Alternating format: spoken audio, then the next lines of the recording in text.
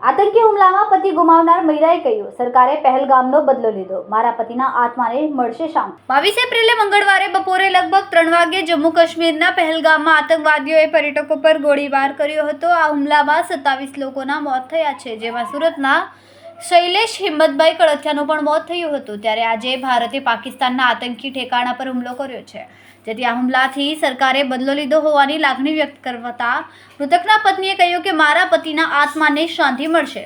મૃતક શૈલેષભાઈ કળથિયાના પત્ની શીતલબેને કહ્યું કે મને સરકાર પર ભરોસો હતો, સરકારે આતંકીઓના ઠેકાણા પર હુમલો કરીને બદલો લીધો છે, ત્યારે મારા પતિના આત્માને શાંતિ મળી શકે, ત્યારે મારા પતિના આત્માને શાંતિ મળી હશે। પાકિસ્તાને પાઠ ભણાવવામાં આવી રહ્યો છે, ત્યારે મહારાષ્ટ્ર સરકારે જે રીતે પહેલગામ હુમલામાં મૃત્યુ પામેલાને સહાય કરી છે, તેનાથી વધુ સહાય ગુજરાત સરકાર અમને કરે છે, જેથી અમારા બાળકોને ન્યાય મળે।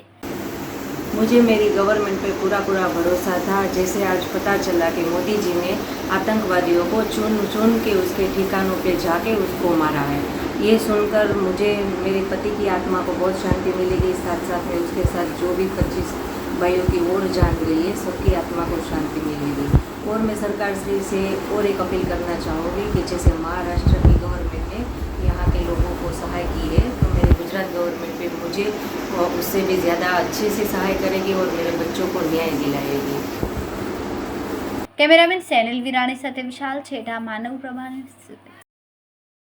અમારા વિડિયોની નવી અપડેટ મેળવવા માટે સબસ્ક્રાઇબ કરો માનવ પ્રભા ન્યૂઝ ચેનલને, બેલ આઇકન ક્લિક કરો લેટેસ્ટ વિડિયો સૌથી પહેલા મેળવવા માટે।